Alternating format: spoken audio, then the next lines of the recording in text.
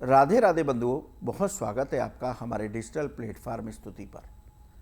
बंधुओं, ज्योतिष शास्त्र में एक विशेष योग है जिसे खप्पर योग कहा जाता है।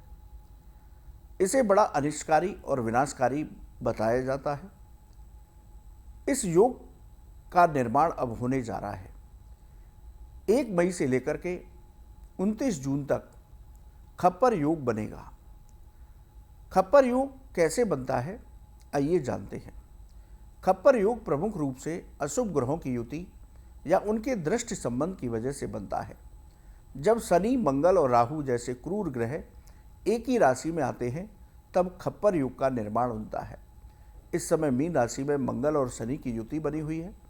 इसके साथ ही जब एक ही महीने में 5 मंगलवार, शनिवार या रविवार होते हैं तब खप्पर योग बनता है। इस साल मई और जून के महीने में ये दुर्लभ संयोग भी बन रहा है। खप्पर योग का संबंध अमावस्या तिथि से भी है। जब अमावस्या तिथि की संक्रांति होती है, यानी कि अमावस्या तिथि पर सूर्य संक्रांति होती है, तो खप्पर योग का निर्माण होता है।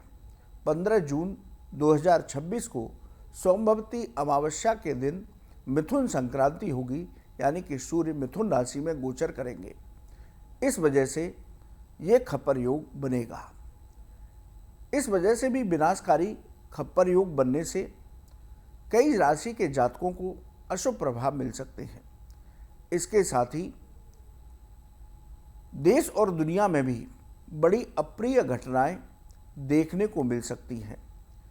खप्पर योग की वजह से जहां युद्ध हो रहे हैं वहां युद्ध के हालात और भी बिगड़ सकते हैं। तो खप्पर योग को बड़ा विनाशकारी और बड़ा अनिष्टकारी शास्त्रों में और ज्योतिष शास्त्रों में बताया गया है। देखिए बंधुओं, कुछ राशि के जातकों को इस दौरान अब बहुत संभल कर रहना होगा, क्योंकि खप्पर योग उनके लिए अशुभ फल दे सकता है। सबसे पहली राशि है मिथुन राशि। मिथुन राशि के जातकों को खप्पर योग के अशुभ प्रभाव मिल सकते हैं। इस दौरान आपके क्रोध और गुस्से में वृद्धि होगी। आपको अपनी वाणी पर नियंत्रण रखना होगा, वरना विवाद होगा और रिश्ते आपके खराब हो सकते हैं। नौकरी में आपके सम्मान को ठेस पहुंच सकती है, इसलिए कोई भी ऐसा काम ना करें जिससे आपके सम्मान को ठेस पहुंचे। नौकरी में आप अपने सभी कामों को स्वयं देखें, वरना आपके खिलाफ कोई षड्यंत्र या राजनीति हो सकती है। कारोबार से संबंधित कोई भी निर्णय जल्दबाजी में करने से बचें, धन हानि की संभावना है। इसलिए पैसे का लेन देन बहुत संभल कर करें और सेहत का भी आपको विशेष ध्यान रखना होगा। कन्या राशि। कन्या राशि के जातकों के लिए खप्पर योग अशुभ फल दे सकता है। इस दौरान मानसिक तनाव और व्यर्थ की चिंताएं बनी रहेंगी। आर्थिक स्थिति आपकी खराब हो सकती है। अनावश्यक खर्चे बढ़ सकते हैं, जिसकी वजह से कर्ज लेने की भी स्थिति बन सकती है। तो आपको अपने धन का समन्वय अच्छे से करके चलना होगा। नौकरी करने वालों के लिए अधिकारियों से विवाद की स्थितियां बनेंगी, जिनसे आपको संभल कर निकलना होगा। कारोबार में पैसे का लेन देन बहुत सावधानी से करें। जीवन साथी से आपके विवाद हो सकते हैं। जीवन साथी की सेहत का भी आपको ध्यान रखना होगा। किसी से विवाद ना करें, वरना कोर्ट तक मामला पहुंच सकता है। मकर राशि। मकर राशि के जातकों के लिए खप्पर योग अशुभ फल दे सकता है। इस दौरान आपके कार्यों में रुकावट आएंगी, जिसकी वजह से आपको गुस्सा आएगा। लेकिन बंधुओं, धैर्य बनाकर रखिए। मानसिक तनाव की स्थितियां बनेंगी। इस दौरान आप वाहन बहुत सावधानी से चलाएं, दुर्घटना हो सकती है। कोई भी पुरानी बीमारी भी आपको परेशान करेगी। धन का बड़ा निवेश इस दौरान न करें तो अच्छा रहेगा। धन की समस्या बनी रहेगी। नौकरी में अधिकारी या सहकर्मियों से विवाद हो सकता है।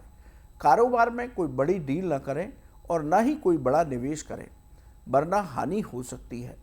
प्रॉपर्टी से संबंधित विवाद हो सकते हैं। मीन राशि। मीन राशि के जातकों के लिए खप्पर योग अशुभ फल दे सकता है।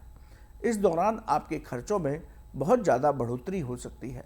अनावश्यक खर्चों पर नियंत्रण रखना होगा, वरना जमा पूंजी भी खर्च हो सकती है, यानी कि आपका बैंक बैलेंस बिगड़ सकता है। धन की वजह से आपके कामों में रुकावट आ सकती है। धन से संबंधित कोई भी निर्णय जल्दबाजी में ना करें।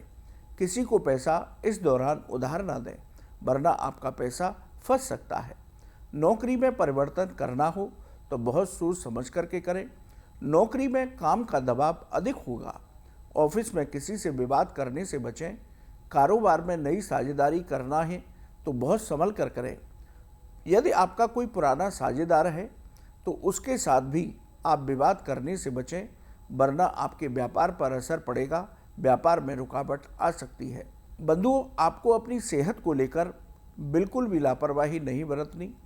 अनिष्ट से बचने के लिए जिन 4 राशियों के लिए हमने बताया है कि खप्पर योग अशुभ फल दे सकता है, उसके लिए क्या उपाय करने हैं।